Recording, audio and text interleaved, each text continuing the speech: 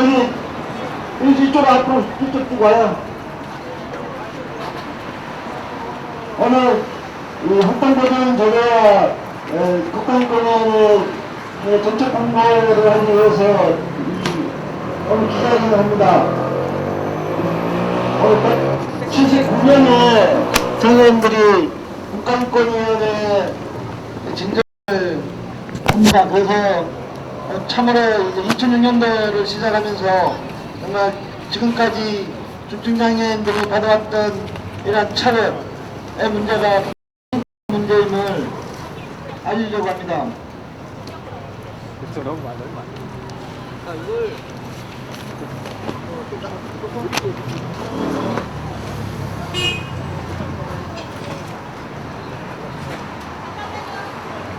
다음 구성원님, 그쪽 오신 분들 빨리 이쪽으로.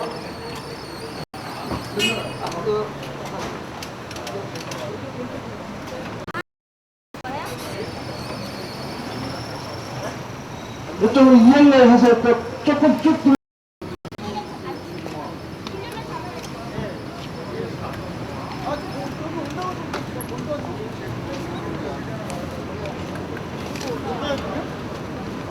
네, 못 보여요. 같이 온 거 아니었어요? 네. 이쪽 좀.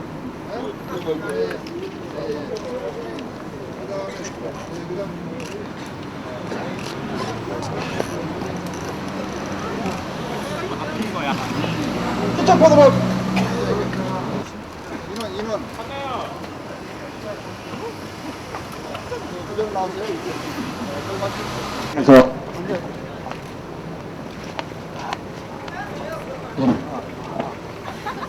마이크 잡고.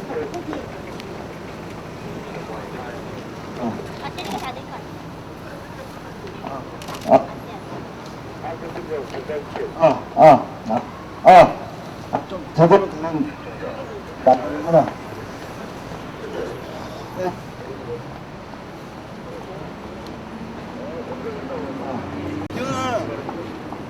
마이크가 잘 안 돼가지고 구하면서 시작하겠습니다. 활동보조인 제도하고 인간답게 살아보자. 활동보조인 제도하고 인간답게 살아보자. 인간답게 살아보자. 장애인 차별 철폐. 2006년도 시작하면서 우리는 국가인권위원회에서 활동보조인의 제도화를 정책 공부하기 위해서 이곳에 왔습니다. 오늘 이렇게 집단 진정하는 장애인은 전국적으로 총 179명의 중증장애인들이 집단 진정을 내고 있습니다. 헌법에는 인간다운 삶을 살 수 있는 권리와 존엄과 행복을 추구할 권리를 규정하고 있습니다. 그런데 중증장애인들은 그런 헌법에 규정된 권리들을 지금까지 누리지 못했습니다. 그러한 권리를 보장해 줘야 할 국가와 지방자치단체는 그것들을 지금까지 책임지지 못했습니다. 중증장애인들은 수용시설에서 갇혀서 살아야 했고, 그리고 집구석에서 나오지 못했고, 그러한 모든 책임과 모든 그러한 차별들을 가족들이 따안고 자신들이 따르면서 살아와야 했습니다. 이제 오늘 이곳에서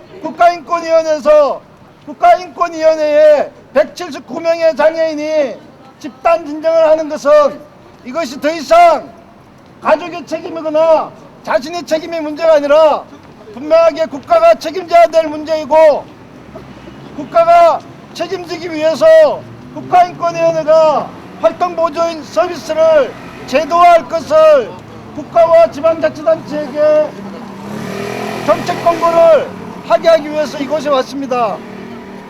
국가인권위원회의 법에 의하면 국가와 지방자치단체가 하지 못하는 그런 차별의 문제에 대해서는 진정을 조사하게끔 되어 있습니다. 그래서 우리는 국가인권위원회에게 바로 활동보전 서비스가 제도화되지 못함으로 인해서 장애인이 차별받는, 중증장애인이 차별받는 문제는 바로 인권의 문제고 권리의 문제이기 때문에 분명하게 이야기하기 위해서 이곳에 왔습니다. 활동보조의 문제는 이제 누구 마음씨 좋은 사람들의 자원봉사자의 문제로 치부하거나 그것을 합리화해서는 안 됩니다. 분명하게 활동보조의 서비스는 중증장애인이 누려야 할 권리입니다. 인권의 문제입니다. 이것들을 보장하지 못하는 것은 바로 차별의 문제이며 바로 그 차별을 하고 있는 것들이 바로 국가와 지방자치단체임을 우리는 이곳에서 분명히 알려나갈 것입니다. 이제 더 이상 누구에게 시혜나 동정의 프로그램으로 우리의 권리를 유보시키지 않을 것입니다. 보건복지부에서 시범사업이라는 이름으로 프로그램만 시켜서 그것을 진행하고 있습니다. 그것들을 통해서 우리의 권리를 유보시키고 있습니다. 더 이상 이제 정말 더 이상 우리의 권리를 유보시켜가면서 그들의 시위와 동정의 대상으로 우리는 전락하지 않을 것입니다.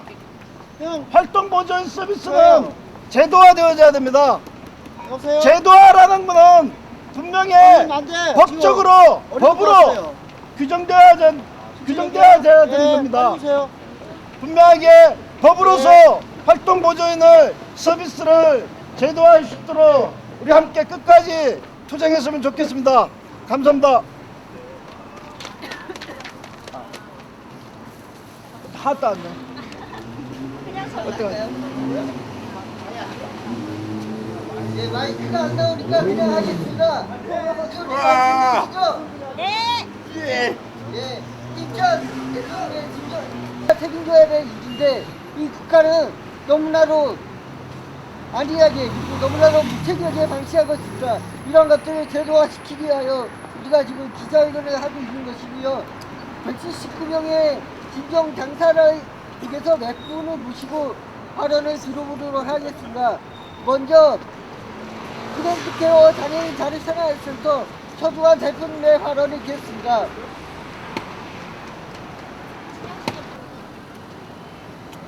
제가 목소리가 작아서 마이크가 안 돼서 잘 들리는지 모르겠습니다. 잘 들리나요? 앞에만 들릴 것 같은데. 어떡하죠?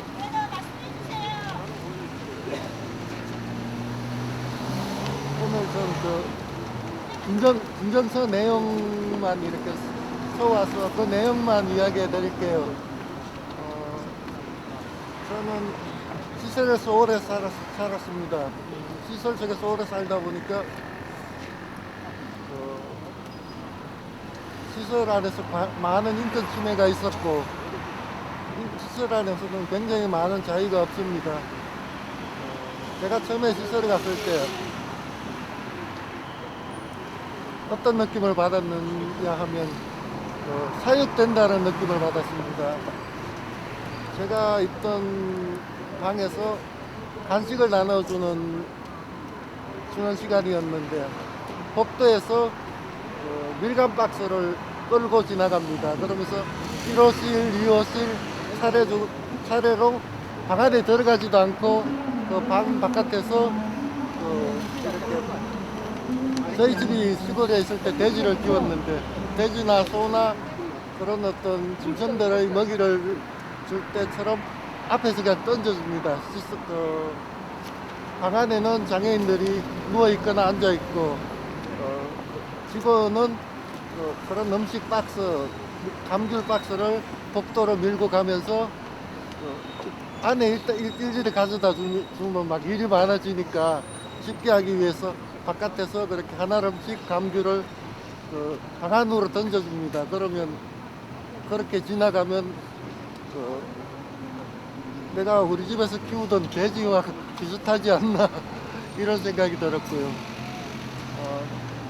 지금은 좀 많이 좋아졌습니다. 식사나 막 음식이나 나오는 이런 거는 많이 좋아졌는데 여전히 좋아지지 않는 부분은 자유라든가 인권이라든가 그런 부분은 굉장히 지금도 열악하고요. 시설에서 굉장히 고통스러운 부분은 한 부분은 방 안에 방 안에 사람들 식구가 있습니다. 굉장히 정돈 그런 식구들이 있는데 그거를 직원들이 마음대로 교체할 수 있다는 겁니다. 그래서 전에 나선 사람이 나 방 안에 들어와서 같이 생활할 수도 있고 내가 싫어하는 이렇게 되나요? 예, 자기가 원하지 않는 사람이랑 같은 방에서 살아야 하고 그런 게 나한테는 선택권이 전혀 없다는 겁니다. 운영자들이나 직원이 잘못 보이면 그 생활에 가장 중요한 개인의 공간도 확보되지 가장 중요한 사생활적인 공간도 확보되지 않습니다. 그래서 시설 안에서는 직원이라든가 운영자들이 거의 왕이고 장애인들은 인권이나 그런 것을 찾을 수 없을 뿐만 아니라 잘못 보이지 않기 위해서 하나, 둘, 셋. 수능을 해야 됩니다. 예, 보면 마이크가 여러 가지로. 예, 그렇게 직원이나 운영자들이 원하는 대로 살지 않으면 그 안에서 살기가 상당히 힘듭니다. 그렇게 방 안에 갇혀 있는 같이 생활하는 식구들도 한번 지금 잠깐만요. 좀 꺼주세요. 네가 예, 그렇게 바꿔버리면 또 적응하는데도 굉장히 힘듭니다. 새로운 사람이랑 또 한 방에서 생활하고 거기 또 이렇게 적응하고 그렇게 한다 보면 굉장히 개인적, 사적 그런 공간이나 그런 생활이 상당히 불가능하고 그러다 보니까 외출 이런 것도 당연히 마음대로 할 수 없고요. 그러다 보면 아까 말했듯이 사육되는 느낌. 정말 인간으로서 죄를 지은 것도 아닌데 우리 어머니가 평소에 늘 무슨 죄를 지었길래 너는 장애인으로 이렇게 살아가자 그랬는데 전생에 무슨 죄를 지었는지는 모르겠지만 이렇게 장애 입고 난수에 이렇게 사는 삶 가운데 죄를 지은 것도 아닌데 그렇게 살아갈 수밖에 없고 또 시설 외에는 지역사회에 살 수 있는 중증장애인은 활동보조라든가 그런 서비스가 이루어져야 하는데 그것이 전혀 없는 지역사회의 생활은 생각도 할 수 없고 지금도 시설 안에서 고민하고 있는 장애인들이 많고요. 자기가 오래 살다 보면 또 그런 데 대해서 무기력해지고 막 세상에 나오는 자신감도 없어지고 일단은 겁이 나요. 저도 시설에서 나오는데 상당히 겁이 나더라고요. 이렇게 정글 속에 뛰어드는 느낌이 들고 실제로 사회에서 하는데도 장애인에게는 이 사회가 정글이랑 마찬가지로 힘들고 어려운 상황입니다. 그런데 사회는 아무도 관심을 가져주지 않고 시설 같은 데 자원봉사자나 잠깐 들어오는 사람들은 거의 몰라요. 시설 안에서 나쁜 일은 밤이라든가 그런 데 주로 이루어지고 낮에 시설에 방문하는 사람들은 표면적으로 이렇게 방문 열고 쳐다보고 지나가고 이런 사람들은 그 시설 안에서 어떤 일이 벌어지는지 어떤 인권이 침해받는지 전혀 알 수 없고 그 안에 있는 장애인도 그런 사람들이 찾아와도 이야기 안 합니다. 왜냐하면 내가 그 시설에 나가기로 마음먹지 않고 그 시설에 어차피 도움을 받아야 될 거면 한번 찾아오는 사람한테 자기 속마음이라든가 인권 침해라든가 어떤 일이 일어나고 있는지를 이야기한다는 것은 거의 바보짓이고 그것에 있기를 포기하는 것이기 때문에 시설 안에서 있는 각종 일들은 거의 이렇게 외부로 드러나지 않고요. 그게 이렇게 언론화되는 것은 굉장히 심해져서 그냥 일부가 드러날 뿐이지, 또 그 언론이나 이런 부분에 시설 원장들의 뭐 어떤 인격 문제나 그런 어떤 도덕적 이런 쪽으로 몰고 가는 것은 전혀 해결이 되지 않습니다. 뭐 시설 원장들은 다 처음에는 좋은 뜻으로 시작했다고 그러고 다 이렇게 자기는 좋은 뜻이라고 주장하기 때문에. 근데 장애인의 입장에서 정말 활동 보조인이라든가 지역사회에서 살아갈 수 있는 그 최소한의 그 뭐 대변이라든가 먹는 거라든가 이런 부분에 대해서 인간이면 누구나 할 수 있는데 그런 것을 스스로 할 수 없는 거는 당연히 보조인이 도움을 받아야 되고, 뭐 이렇게 인간으로서 뭐 높은 지위의 생활을 하겠다는 것도 아니고 가장 최소한의 기본적인 것을 해결하기 위해서 활동 보조인을 제도화시켜 달라는 건데, 사람들은 다 뭐 좀 배부른 소리인 것처럼 그냥 절박한 그 사정을 모르고 좀 이렇게 해줘도 되고 안 줘도 되는 이런 사람이처럼 여기는데, 실제로 저한테 있어서 활동보조인은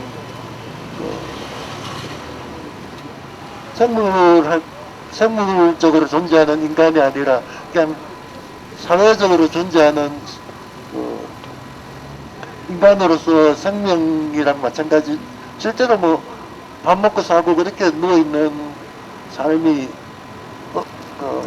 안락사도 요즘 논란이 되고 있지만 어느 때는 죽는 것보다 더 못하다는 생각이 들어요. 왜냐면 죽음도 스스로 선택을 하지 못하고 그렇게 살아있는 삶은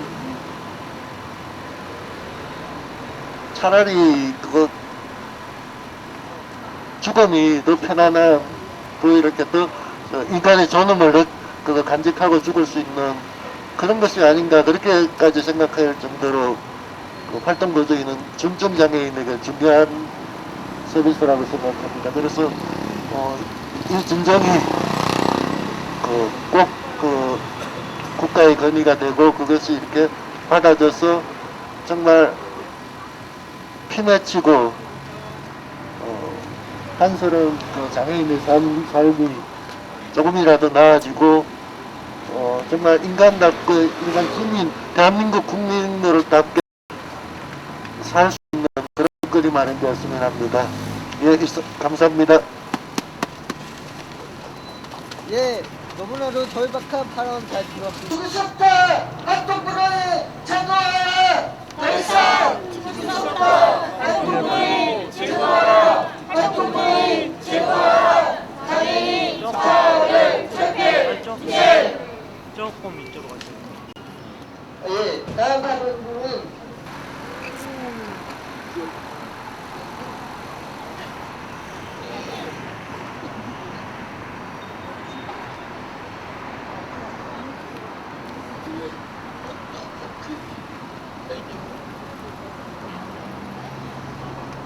진영 언니 활동보조인이고요. 대신 읽겠습니다. 안녕하세요. 성동장애인 자립생활센터에서 활동하고 있는 최진영입니다. 저는 한 번도 저 혼자 힘으로 밖에 나와 본 적이 없었고 또 그런 생각도 하지 못했습니다. 불과 3년 전까지만 해도 저의 삶이 일이 되리라고 상상조차 하지 않았습니다. 제가 활동보조 서비스란 단어를 처음 접하게 된 것은 자립생활 동료상담 참가자로 들어갔을 때일 것입니다. 그때만 해도 활동보조인이란 단어조차 생소하게 들렸고 어색한 분위기와 낯선 사람들과의 적응하기 힘든 시간에 활동보조인이란 생소한 사람에게 내 몸을 맡긴다는 게 왠지 내키지 않았습니다. 집이란 틀에 어머니의 그늘로만 살아온 저로서 낯선 사람들과의 접촉이 그리 달갑지 않았습니다. 아무리 사람을 만나는 게 쉽지 않아 한 번의 만남도 소중히 생각한 저였지만 말이죠. 사람들 앞에서 앞으로의 계획을 이야기할 때 저는 전동 휠체어를 타고 많은 경험을 통해 지혜를 많이 얻고 싶다고 했습니다. 그런데 수많은 경험들을 제게 안겨다 준 것은 활동보조 서비스가 있어 가능한 일이었습니다. 저는 활동할 때만 활동보조 서비스를 받았습니다. 집에서 외출할 준비는 씻고, 옷 입고, 머리 빗고, 화장하기 등은 어머니가 조금 도와주시면 혼자 할 수 있는 일이었습니다. 저 스스로도 활동보조인이란 활동할 때만 보조 역할을 해주는 줄 알았습니다. 그래서 활동보조인은 나의 길 안내자이고 외출 시 화장실 볼일, 휠체어에 앉혀주기, 물건 구입할 때 도움 주기 정도의 역할로 생각했었습니다. 사회봉사 학생들을 주로 활동보조인으로 이용했으며 간혹 아르바이트 학생을 쓰기도 했습니다. 장애인과 활동보조인은 서로 의사소통이 안되면 장애인이 더 힘들어졌습니다. 중증장애인이 세상 밖으로 나와 활동보조를 이용한 것은 보다 편리하기 위해서인데 서로 의사소통이 잘 안되어 스트레스를 받는다면 그 또한 예기치 못한 다른 하나의 벽이 됩니다. 장애인 대부분은 서로가 의사소통이 원만해진다고 할 때쯤이면 활동보조인이 바뀌는 경험이 있을 것입니다. 특성에 맞게 서로 타협을 보고 서로에게 어느 정도 친숙해지면 또 바뀌고, 특히 저는 언어장애가 심해 웬만큼 친하지 않으면 서로 의사소통이 어렵고 활동보조인이 바뀌면 또 하나의 스트레스가 되었습니다. 활동보조 서비스로 제가 한 사람의 인격체로 당당하게 저희 형제들에게 인정을 받았던 일이 있습니다. 늘 곁에 계실 줄 알았던 어머니를 떠나보내던 날, 저도 내 부모께 자식이고 자식 노릇 한 번이라도 하고 싶었습니다. 그것이 마지막이라도. 10년 전 아버지께서 돌아가신 날처럼 가만히 집에서 혼자 슬퍼하기만 할 줄 알았지만 활동보조 서비스를 이용해 문상에 있어도 형제들에게 신경을 쓰지 않게끔 했었고, 어머니의 자식으로 상복을 입고 떳떳하게 손님들을 맞이하였고 장지도 갔었습니다. 그 일을 계기로 저는 시설도 아닌 형제들에게 부담도 아닌 내가 살고 있는 지역에서 당당하게 자립생활을 하고 있습니다. 중증장애인이 자립생활을 할 수 있다고 생각하는 사람은 그리 많지 않습니다. 나 스스로도 중증장애인이 자립생활을 할 수 있을 것이라고 생각하지 않았습니다. 자립생활 운동을 배우고 실천하면서도 제가 그 속에 있을 줄 몰랐습니다. 그런데 중증장애인에게 활동하라, 자립생활 운동하라고 해 중증장애인의 활동 범위는 넓어졌는데 활동보조인을 구할 수 없고 활동보조인의 시간을 맞추어 달라고 하는 것은 또 하나의 속박입니다. 활동보조 서비스가 제도화가 되어서 밖에 나오지 못해 배우지 못해 일을 할 수 있는 권리도 주어지지 않아 어른이 되어도 자립을 못하는 장애인이 앞으로는 없기를 바랍니다. 그러기 위해서 지금 우리 싸웁시다. 경남 함안 조모씨의 죽음이 우리의 미래 모습이 되지 않도록 활동보조 서비스가 선택받은 장애인의 특권이 아닌 중증장애인의 당연한 권리로 바꿉시다. 마지막으로 구호로 정리하겠습니다. 활동보조 서비스 쟁취하여 인간답게 살아보자. 활동보조 서비스 쟁취하여 인간답게 살아보자. 인간답게 살아보자. 장애인 차별 절대 투쟁. 감사합니다. 마지막 발언 해주셨습니다.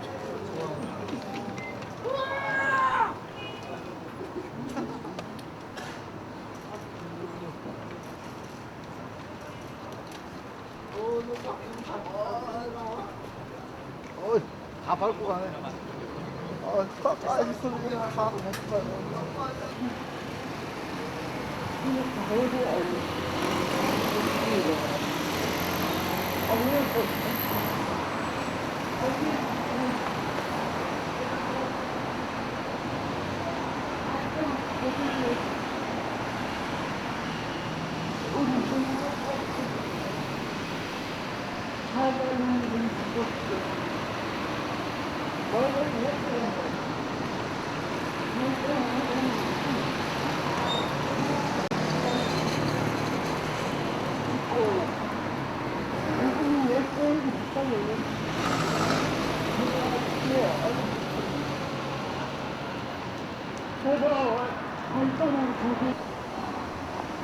참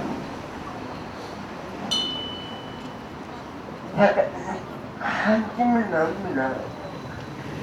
그래도 우리 동지들 세계에서 길입니다. 활동모를 제도하는 시민들이 있어가지고 저는 이덕권 지사님보다 자기 밖을 끄는 먼저 신을 다 때렸습니다. 우리는 알 수 있으나 우리는 알 수 있고 우리의 권리를 지켜줍니다. 앞으로 일단 단계를 해서 우리의 목숨 이 세상에서 이 사회 안에서 마음대로 활동하고 또한 우리의 삶을 우리가 다르도록 그때까지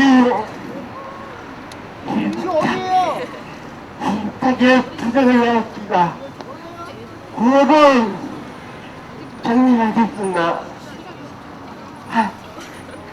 활동머리는 우리 생명입니다. 우리 생명을 가지고 장난치지 말라. 우리 생명이다. 우리 생명 가지고 해치마라. 해치마라.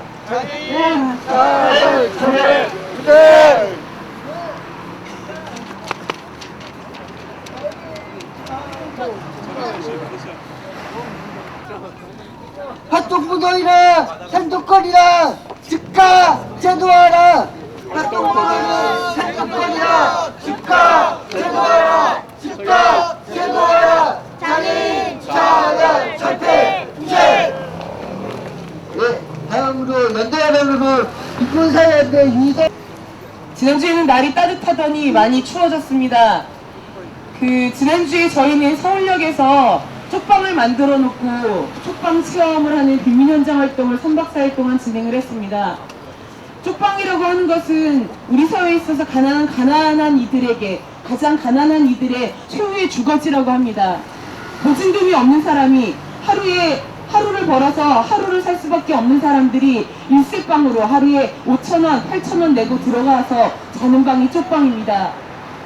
한 평 간 넘는 1.2평 정도 되는 작은 방에 공동 세면실이 하나, 공동 화장실이 하나 층마다 있습니다. 저희는 그곳에서 2박 3일 동안 체험을 하면서 그리고 그곳에서 학생들과 함께 이야기를 하면서 이렇게 최후의 주거지라고 하는 쪽방이 일방적으로 철거되고 있는 것에 대해서 반대했습니다. 오히려 가난한 사람들이 보다 부담 없이 저렴한 가격으로 주거를 마련할 수 있어야 된다고 주장을 했습니다. 근데 그나마 있는 최후의 주거지인 쪽방에는 장애인의 접근권조차 보장되지 못합니다. 활동보조인 없이는 쪽방에 누울 수도, 들어갈 수도, 씻을 수도, 화장실을 갈 수도 없습니다. 노무현 대통령이 사회 양극화를 해결한다고 합니다. 그래서 언론마다 양극화를 이야기하는데 최근에 정신이 없습니다. 양극화를 이야기하면서 주거 문제를 이야기하고 노동의 문제를 이야기하고 세금의 문제를 이야기합니다. 하지만 이렇게 양극화가 벌어진 구조를 먼저 바꾸는 것이 가장 시급한 일이 아닐까 생각이 듭니다. 이 구조를 바꾸지 않는 한 누구는 계속 부자가 되고 누군가는 계속 더 가난해지는 것이 지금의 사회이기 때문입니다. 그런데 조금만 돌아보면 그렇게 점점 더 가난하게 만드는, 모든 사람들을 가난하게 만드는 구조 속에 장애인에 대한 그리고 민중에 대한 철저한 배제와 차별이 존재합니다. 하만 장애인 사망 사건을 가지고 국가인권위에서 실태조사를 나가서 했다는 이야기가 있습니다. 이것은 활동보조의 문제라기보다는 빈곤의 문제가 더욱 심각한 거다라는 이야기를 했다고 합니다. 하지만 왜 이 사회의 장애인들이, 이 땅의 민중들이 점점 더 가난해질 수밖에 없는가? 우리는 그 문제부터 바라봐야 되지 않을까 하는 생각입니다. 최소한의 일자리를 구하려고 해도, 최소한의 죽거리만한 정부의 지원을 받으려고 해도, 나의 최소한의 생존권을 찾으려고 해도 활동보조인이 없으면 나 혼자서는 움직일 수 없는 것이 지금의 구조입니다. 작년 1월 22일 날 서울역에서는 노숙인 2분이 사망을 했습니다.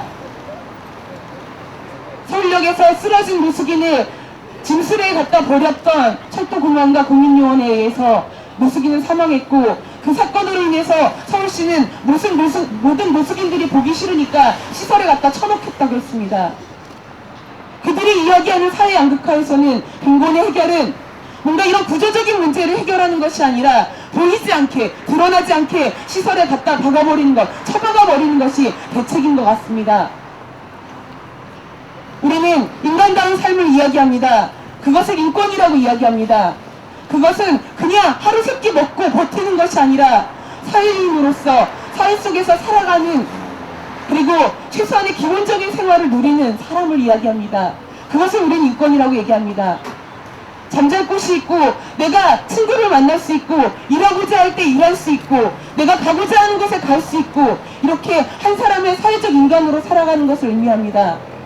이럴 때 활동보조인 서비스의 문제는 더 이상 부수적인 문제가 아니라, 뒤로 미룰 문제가 아니라, 장애인이 이 땅에서 빈곤을 해결하기 위해서, 아니 인간으로 살아가기 위해서 가장 기본적으로 갖춰야 될 기본적인 제도이자 서비스라고 저는 생각합니다.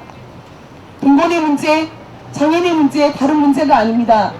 결국 많은 이 땅의 소외된 계층을, 이 땅의 민중들을 점점 더 가난하게 만드는 구조를 바꾸고, 우리가 우리의 당당한 권리로서 우리도 인간이라고 외치면서 인간답게 살 권리를 스스로 쟁취해 나가기 위한 첫걸음으로서의 장애인 활동보조인 서비스 제도와 요구는 너무나 정당하고, 그런 요구들은 장애인만이 아니라 우리 양극화 해소를 이야기하는 모든 사람들, 빈곤 해결을 이야기하는 모든 민중들과 함께 이야기되어야 되고 추진해야 할 과제라고 생각이 듭니다. 누군가는 가족이 해주면 되지, 옆에 친구가 해주면 되지, 이렇게 이야기할지 모릅니다. 하지만 결국 구조가 빈곤을 낳았듯이, 그리고 구조 속에서 장애인이 철저하게 배제되고 있듯이, 다시 한번 구조를 바꿈으로 인해서 장애인이 이 사회 속에서, 그리고 장애인과 비장애인이 함께 어우러져 살아갈 수 있는, 그리고 그 안에서 우리가 빈곤 해결을 위한 과제, 우리의 인권을 다시 되찾기 위한 과제들을 보다 폭넓게 만들어 나갈 수 있을 거라는 생각이 듭니다. 저희 빈곤사연대뿐만 아니라 함께하고 있는 모든 동지들과 함께 활동보조인 서비스 제도화를 위한 투쟁에 여러분과 끝까지 함께하겠습니다. 열심히 투쟁하겠습니다. 예, 최연대 강구한 연대 투쟁 활동보조 제도화가, 강구한 연대 투쟁 활동보조 제도화가, 활동보조 제도화가, 장애인 차등 상대 투쟁. 네, 마지막 수순. 동지 여러분 안녕하십니까. 저는 서울장애인 차별철폐연대 공동대표를 맡고 있고 장애와 성공감의 박영입니다. 인사드립니다. 네, 너무 추우시죠? 우리가 활동보조 제도화 정책 공고를 위한 국가인권위의 집단 진정 기자회견을 하고 있습니다. 우리가 무엇을 위해서 이 자리에 왔느냐라고 하면 우리는 활동보조의 제도화를 원하고 있습니다. 오늘 이 자리에 앉아서 앞에 여러분들이 말씀하신 걸 받아들이면서 한 가지 생각이 떠올랐습니다. 아주 중증 장애를 가진 여성이 자원봉사자가 밤에 오기로 해서 기다리고 있었는데 12시가 넘도록 오질 않았습니다. 그 장애 여성은 침대에서 일어날 수도 없었고, 그리고 화장실을 갈 수도 없었고, 먹을 수도 없었습니다. 자원봉사자가 오면 그것을 해결하려고 기다리고 있었는데 전화 한 통 없이 약속을 지키지 않았습니다. 그 장애 여성을 위해서 우리가 할 수 있는 것은 주변에 밤 12시가 넘어서 주변에 그 장애 여성을 활동보조 해줄 사람을 찾는 일이었습니다. 그때 1시간이 100시간처럼 느껴졌었습니다. 그때 그 절박한 심정, 그 절박했던 순간들이 우리가 일상처럼 살아가고 있는 나날입니다. 활동보조 제도가 거창한 것 같지만 정말 거창한 것이 아닌 우리 일상에 매일매일 살아가고 있는 순간에 필요한 것들입니다. 그것은 바로 정말 숨쉬고 살아가기 위한, 장애인이 인간답게 살아가기 위한 기본적인 권리를 우리는 오늘 주장하고 있는 것입니다. 추우시니까 더 긴 얘기는 안 하겠습니다. 기자회견문을 낭독하겠습니다. 국가인권위원회는 정부와 지방자치단체에 즉각적인 활동보조인 서비스 제도화를 정책 공고하라. 활동보조인 서비스 제도화 정책 공고를 위한 중증장애인 179명의 집단 진정서 제출하며 국가인권위의 법은 제30조에서 국가기관, 지방자치단체 또는 구금 보호시설의 업무 수행과 관련하여 헌법 제10조 내지 제22조에 보장된 인권을 침해당하거나 차별행위를 당한 경우를 위원회의 조사 대상으로 규정하고 있다. 우리나라 헌법 제10조에서는 모든 국민은 인간으로서의 존엄과 가치를 지니며 행복을 추구할 권리를 가진다고 명시하고 있다. 이러한 인간으로서의 존엄과 행복 추구권의 실현을 위해서는 삶의 자기결정권이 반드시 수반되어야 한다. 자기결정권은 삶과 죽음, 인생의 설계, 생활 방식의 결정 등에서 개인이 자율적으로 자신의 생활 영역을 형성할 수 있는 권리이다. 장애로 인해 자신의 몸을 가누지 못해 일상생활에 제약을 받는 중증장애인에게 과연 국가와 지방자치단체는 헌법 10조에 규정하는 인간의 존엄과 가치, 행복을 추구할 권리, 자기 결정권을 보장하고 있는가를 묻고 싶다. 장애로 인한 차별은 개인의 잘못이나 가족의 책임이 아니다. 그러나 지금까지 장애로 인한 모든 차별은 개인과 가족의 책임으로 돌려졌다. 타인의 지원 없이 일상적인 생활이 불가능하거나 제약을 받는 중증장애인들은 지금까지 가족이 책임지지 못하면 수용시설에 들어가서 살아가거나 가족과 함께 살더라도 집에서 격리되어 살아야 했다. 그 결과 인간으로서의 가장 기본적인 생리적 해결뿐만 아니라 교육, 이동, 노동, 문화 등 모든 권리에서 소외당하고 차별받아야만 했다. 중증장애인들이 헌법 10조에 규정한 인간으로 존엄과 가치, 행복 추구권을 보장받지 못한 것의 책임은 국가와 지방자치단체에 있다. 그리고 그동안 방기해왔던 자신의 책임을 다하기 위해서는 활동보조인 서비스의 전면적이고 즉각적인 제도화가 반드시 필요하다. 활동보조인 서비스는 국가나 지방자치단체에서 베푸는 시혜나 자산의 프로그램이 아니라 헌법에 명시된 권리를 보장하기 위한 국가의 책임과 의무인 것이다. 중증장애인들에게는 활동보조인 서비스가 지역사회에서 살아가기 위한 필수적인 생존권의 문제이다. 오늘 우리는 중증장애인 당사자 179명의 집단진정서를 국가인권위에 제출한다. 국가인권위는 활동보조인 서비스가 중증장애인 기본권의 문제임을 명확히 인식해야 한다. 그리고 중증장애인들이 주체적인 인간으로서 자기결정권을 가지고 지역사회에서 살아갈 수 있도록 활동보조인 서비스 제도화에 대해 신속한 정책 공고를 내리는 것을 추구하는 바이다. 2006년 1월 25일 전국장애인차별철폐연대 준비위원회.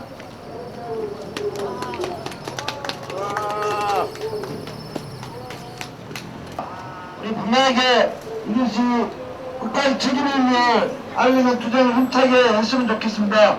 그리고 지금 이 앞에 있는 179명의 진정서를 같이 여기 7장에 국가인권위원회 있거든요. 국가인권 성명실이 있는데 거기 가서 같이 제출하고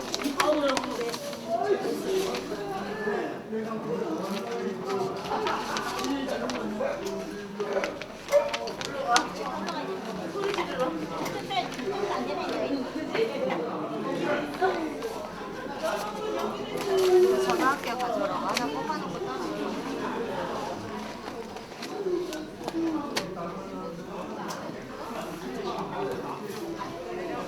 올라가는 거, 내려가는 거. 야 이거 비싼 거냐? 이게 먼저 되고 이거 사무실 이사 갔냐?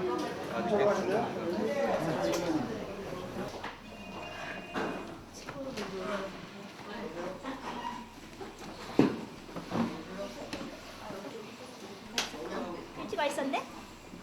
가자. 갈게. 들어와요. 순정 씨 들어와요.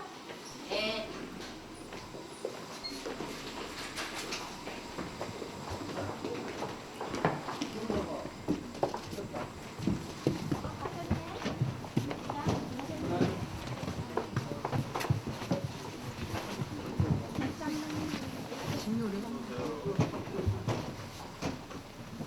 진정 접수하실 건가요? 네. 진정한.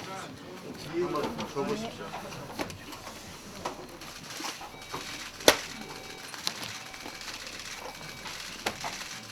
총 179명이죠. 일단 여기다 올려놓으시고.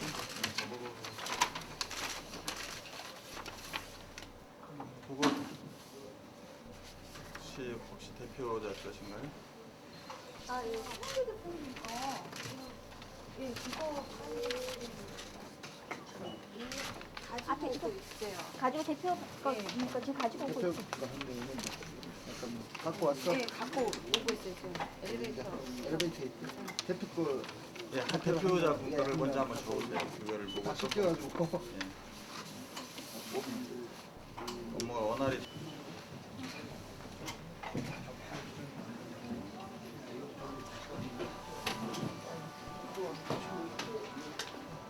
지금 가지고 오고 계신 건가요?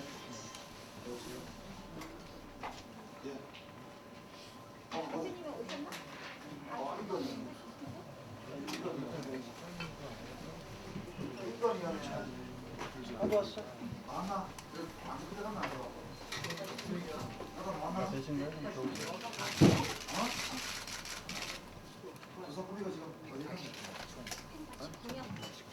좋았어. 오늘 아침에 더 10명이 더 와가지고요. 총 189명이에요. 189명. 대표자 포함해서요. 대표자 포함해서 189명.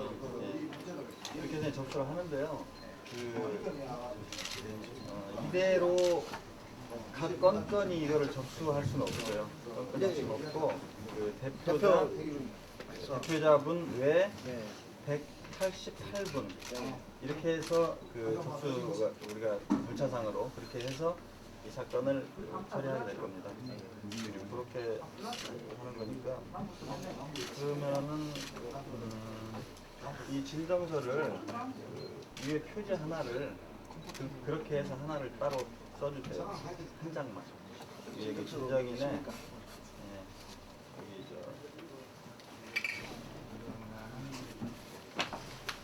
여기 여기다가 그렇게 그냥 가피를 좀 해주시죠.